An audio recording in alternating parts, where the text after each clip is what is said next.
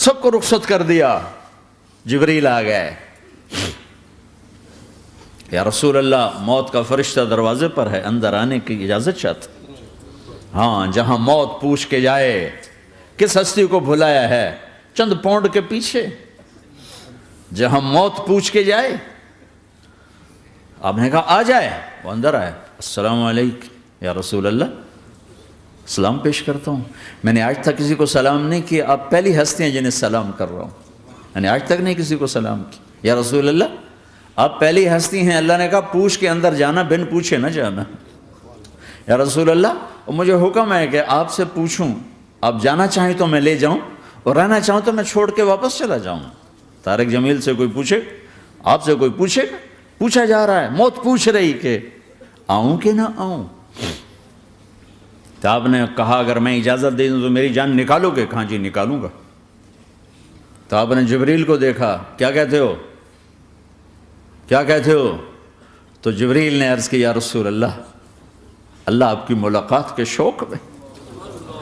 او میرے بھائیو بہنوں, ایسی موت مانگو اللہ سے. جب جا رہے ہیں تو اللہ خوش ہو رہا. ایسی موت نہ ہو جیسے بھاگا ہوا مجرم پکڑا جاتا ہے, ہتھکڑیاں لگا کے جیل میں لے جایا جا رہا ہے. ایسی موت مانگو اور ایسی زندگی گزارو.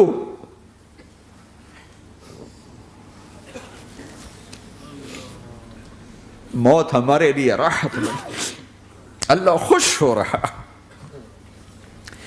جب سعد بن معاذ کا انتقال ہوا تو آپ نے فرمایا, میرے نبی نے فرمایا,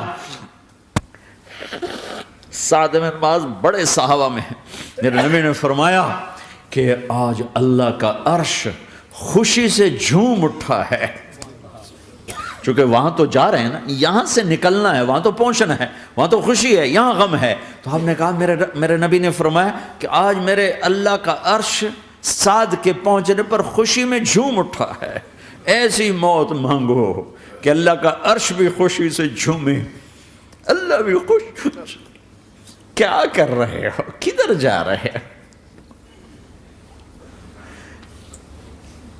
اس دھوکے کے گھر, اس مچھر کے پر, اس مکڑی کے جالے, اس دکھوں کے گھر, اس غموں کی دنیا میں کیا ڈھونڈتے ہو؟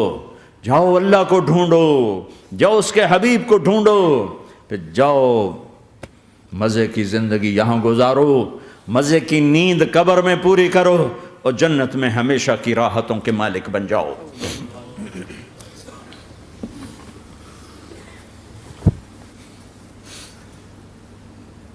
کہ یا رسول اللہ, اللہ ملاقات کے شوق میں ہے.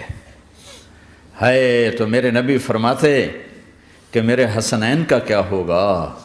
میں تو دیکھ رہا ہوں ایک زہر میں تڑپتا ہے, ایک بچوں سمیت نیزے پہ چڑھا ہوا ہے. ویسے بھی محرم ہمیں یاد دلاتا ہے کہ اللہ کو راضی کرنے کے لیے آخری حدوں تک پہنچنا بھی کامیابی کا صحرا گلے میں ڈالنا ہے.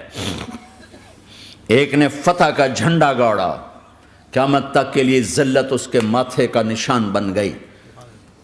ایک نے سر کٹا کے نیزے پہ چڑھایا اور قیامت تک کے لیے عزت کا صحرا گلے میں ڈال لیا. کیوں کہ ایک دنیا کی بازی ہارا پر اللہ کو لے کے جیت گیا, اور ایک دنیا کی بازی جیتا اور اللہ کو کھو کے ہار گیا.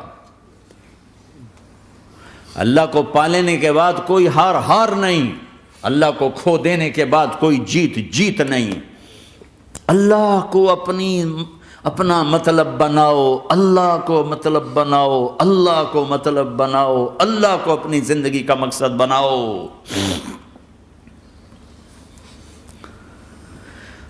جبریل واپس جاؤ اور اللہ سے پوچھ کے آؤ میرے بعد میری امت کے ساتھ کیا کرے گا. واہ یا رسول اللہ. ہر کوئی اپنے بچوں کے لیے پریشان ہوتا ہے کہ میرے بچوں کا کیا بنے گا. آپ کہہ رہے ہیں میری امت کے ساتھ کیا کرے گا میرا اللہ. جاؤ اللہ سے پوچھ کے آؤ, میں پھر جواب دوں گا. واپس گئے, جواب آیا کہ اللہ کہہ رہے ہیں کہ ساتھ دوں گا. میرے رب کی عزت کی قسم, اور لاکھوں کروڑوں درود و سلام ہوں اس کملی والے پر۔ اگر آپ یہ سوال نہ اٹھاتے آج میں اور تم بھی بندر خنزیر ہوتے۔ بیچ میں وہ حائل ہو گئے، ان کے آنسو، ان کی دعائیں۔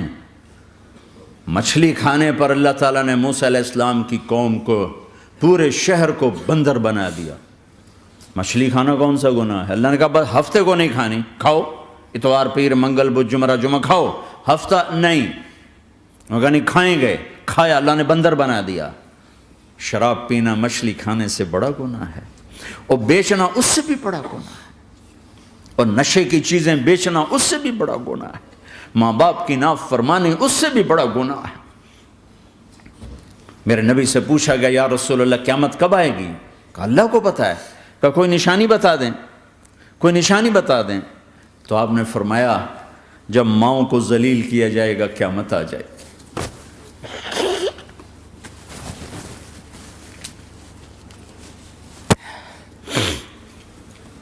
یہ تو اس کی دعائیں ہیں، بیچ میں آ کے کھڑی ہو جاتی ہیں۔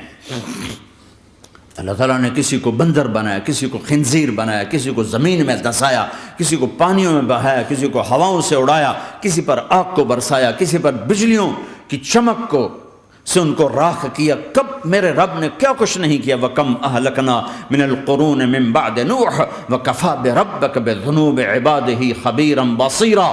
کیا کچھ نہیں ہوا ہمارے ساتھ، وہ کچھ کیوں نہیں ہوا کہ وہ کملی والے کی دعائیں ہیں، دعائیں ہیں، دعائیں ہیں، رونا دھونا ہے، امتی امتی۔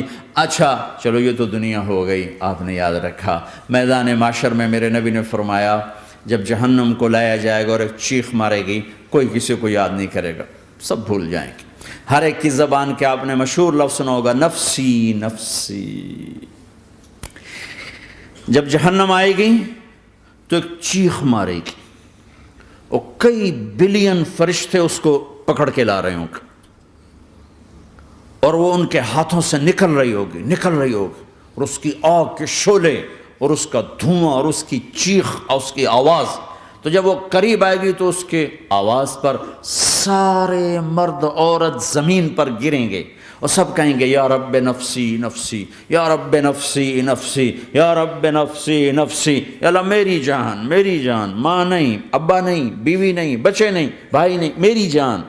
چلو میں تو آپ عام لوگ ہیں، انبیاء نبی کہیں گے یا اللہ میری جان، ابراہیم خلیل جیسے کہیں گے یا اللہ میں کسی کا سوال نہیں کرتا، باپ کا بھی نہیں کرتا، میری جان، اور عیسیٰ علیہ السلام جیسی ہستی کہیں گے یا اللہ میں اپنی ماں مریم کا بھی سوال نہیں کرتا، میری جان، میری جان۔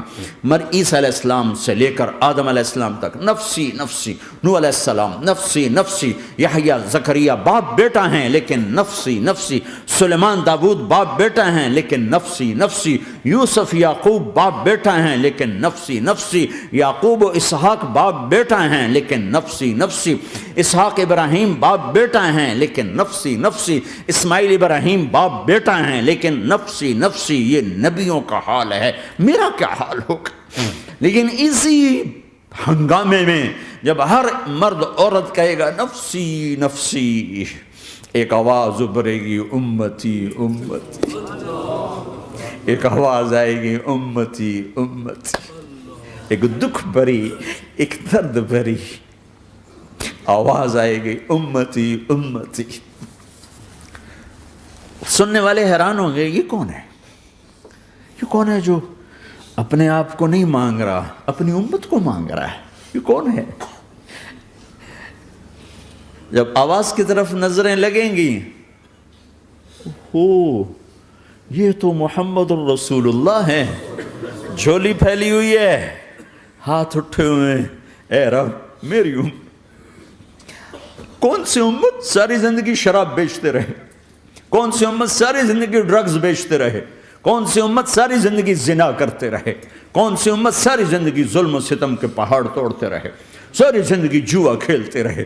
آپ تو کہتے دفع ہو جاؤ، میری نظروں سے دور ہو جاؤ، نہ تمہیں میری عزت کا خیال نہ میری نسل کی قربانیوں کا خیال، میرے معصوم بچے نیزوں پہ چڑھ کے اس کے دین تم چند پونڈوں پہ کیا ظلم ڈھا کے آئے ہو، دفع ہو جاؤ یا اللہ انہیں جہنم میں ڈال، یہ کہنے کا موقع تھا۔ میں قربان جاؤں اس نبی رحمت،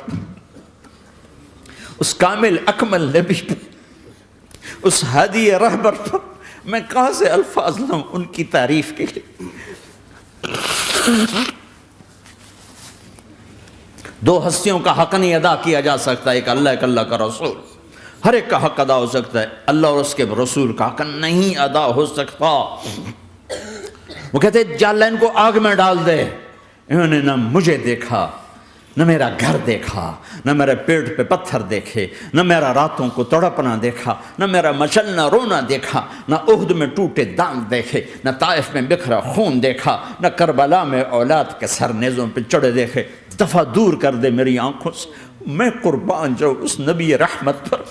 کہہ رہے ہیں یا اللہ میری امت، یا اللہ میری امت، یا اللہ میری امت، یا اللہ میری امت۔ نہ یہاں بھلایا نہ وہاں بھلایا۔ آپ کے لیے ممبر آئے گا، میرے حبیب بیٹھو، تو آپ کہیں گے اب مجھے خیال آئے گا اگر میں بیٹھا تو یہ مجھے لے کے جنت میں نہ چلا جائے، اور اللہ کہہ رہا بیٹھو تو میں کیا کروں گا؟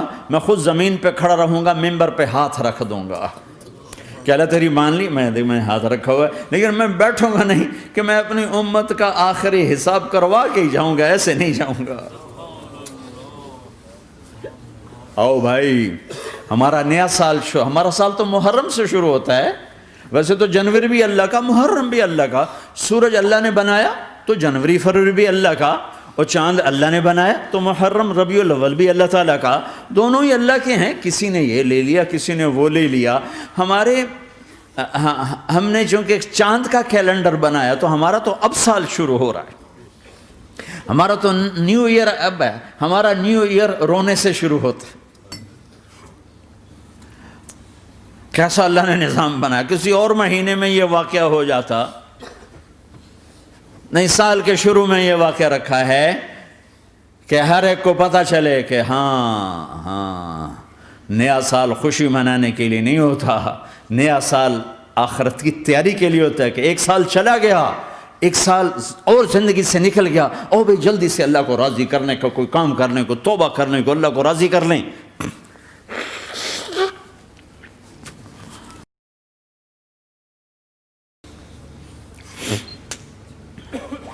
لیکن آپ کیا کہہ رہے ہیں؟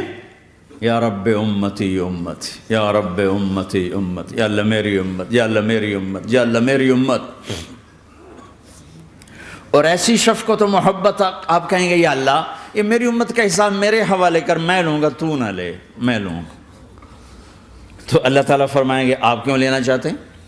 کہیں گے میں اس لیے لینا چاہتا ہوں کہ ان کے جتنے عیب ثواب ہیں نا وہ کسی کو پتہ نہ چلے، بس میرے سامنے ہی آ جائیں تو ان کو شرمندہ نہ ہونا پڑے، تو میں قربان جاؤں۔ پھر وہ رب محمد ہے، اس نے اپنے حبیب کی لاج رکھنی ہے، وہ کہیں گے میرے محبوب اگر آپ ان کا حساب لیں گے اور آپ ان کے گناہ دیکھیں گے تو پھر ان کو آپ سے تو بڑی شرم آئے گی، نہیں میں آپ کو بھی نہیں دیتا، میں ان کا حساب پردے کے پیچھے لوں گا، کسی کو پتہ نہیں چلنے دوں گا۔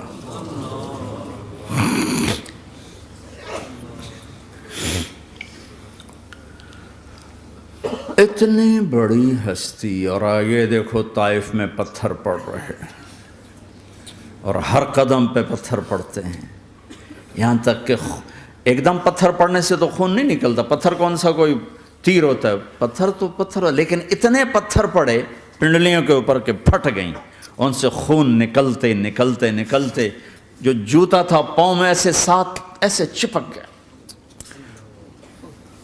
اور ساری کائنات کے دلہا سردار بے ہوش ہو کے گرے۔ وہ آپ کے غلام زید نے نوکر تھے، انہوں نے اٹھایا کندھے پر، بھاگے، پیچھے وہ سر پہ چڑھے ہوئے پتھر مار رہے ہیں، اور آپ جتنا بھاگ سکتے تھے بھاگے، یہاں تک کہ بے ہوش ہو کے گر گئے۔ خون زیادہ نکل گیا تو انہوں نے کندھے پہ اٹھا، دوڑ لگائی، اور آگے سامنے باغ تھا، کس کا؟ سب سے بڑے دشمن کا، مکے والا عتبہ بن ربیعہ۔ عتبہ کون ہے؟ یہ جنگ بدر میں جس کے ہاتھ میں جھنڈا تھا، اور جنگ بدر میں قریش مکہ کے لشکر کا جو چیف تھا وہ، اس کا باغ۔ لیکن زید کو کوئی پناہ نظر نہیں، وہ باغ میں گھس گئے اور اللہ کے نبی کو ایک انگور کی بیل کے نیچے لٹایا۔ تو جان کا دشمن عتبہ، لیکن جب اللہ کے نبی کو خون و خون دیکھا تو اس کا دل بھی پگھل کے رہ گیا، کہنے لگا ہائے ہائے، طائف والوں نے محمد کے ساتھ کیا کرتا۔ جس پر دشمن کو رحم آیا ہمیں اس پہ رحم نہیں آیا، ہم نے اس کے آنسوں کی کوئی قیمت نہیں لگائی۔ وہ اتنا ایموشنل ہوا کہ جلدی سے گیا اور پلیٹ میں انگور توڑ کے سجائے۔ جب جانے لگا تو پھر شرم اور وہ ایک حجاب درمیان میں آڑے آ گیا، تو اپنے غلام کو بلایا، عداس کا، عداس یہ لے جا وہ جو آدمی زخمی پڑا، اسے جا کر کہنا کہ تمہیں رشتہ داری کی قسم میرے انگور رد نہ کرنا، کھا لے۔ حالانکہ موقع تھا کہ قتل کرتا، ہر وقت قتل کرنے کے منصوبے بنا رہے، ابھی موقع تھا کہ قتل کرتا۔ ایسا حال تھا کہ قاتلوں کے بھی آنکھوں میں آنسو آ نہیں آئے تو تمہاری آنکھوں میں نہیں آئے۔ چند پونڈوں پہ اپنے نبی کو بیچ دیا۔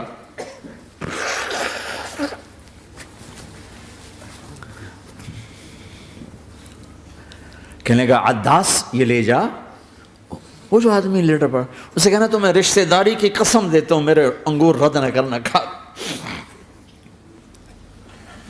عداس آئے اور آ کر انگور پیش کیے، تو اب آپ نے ایک انگور اٹھا کر بسم اللہ، تو عداس کہنے لگا یہ لفظ یہاں تو لوگ نہیں بولتے۔ آپ نے پوچھا تو کہاں کا ہے؟ کہا میں نینوا کا ہوں۔ اچھا، میرے بھائی یونس کے شہر کا، یونس علیہ السلام۔ وہ کہنے لگا وما ادراک ما یونس، آپ کو یونس کا کیسے پتا ہے؟ تو آپ نے فرمایا میں اللہ کا نبی ہوں، وہ بھی اللہ کا نبی تھا۔ تو عداس نے ایک دم آپ کے پاؤں پکڑے اور چومنا شروع کیا اور کلمہ پڑھ لیا، تو آپ کو اپنے سارے زخم بھول گئے۔ پھر جو آپ نے اللہ سے بات کی ہے نا، آئے ہائے ہائے ہائے ہائے، کیا اللہ پاک کے سامنے اللہم اشکو الیک ضعف قوتی وقلت حیلتی وہوانی علی الناس، اے میرے رب آج تجھ سے گلہ نہ کروں، آج تجھ سے گلہ نہ کروں، تو نے مجھے کن کے حوالے کر دی، تو نے مجھے کن کے حوالے کر دی، الی عدو ملکتہ امری او بعید یتجحم، ایسے دشمنوں کے حوالے تو نے کیا جنہوں نے میرا یہ حال کر دیا، تجھ سے کون سا چھپا ہوا ہے۔ ساتوں آسمان لرز گئے، عرش کانپ اٹھا، اور جبریل فرشتے کو لے کر ایک سیکنڈ کے کروڑویں حصے میں حاضر، یا رسول اللہ حکم فرمائیں اطبق علیہم الاخشبین، یہ دو پہاڑ اٹھاؤں گا اور یوں ایسے چکی کی طرح یوں کر دوں گا۔ نبی رحمت، نبی رحمت، نبی رحمت۔ ارے تم تو آپس میں رحمت نہیں رہے ہو، ایسی فرقہ واریت کی آگ میں جلے ہو کہ ایک دوسرے کو سلام کرنا چھوڑ گئے، ایک دوسرے کے پیچھے نمازیں پڑھنا چھوڑ گئے، اور جاؤ پاکستان میں دیکھو ایک دوسرے کے خون کے پیسے پھر رہے ہیں۔ یہ کون سی امت ہے؟ یہ کون سا اسلام ہے؟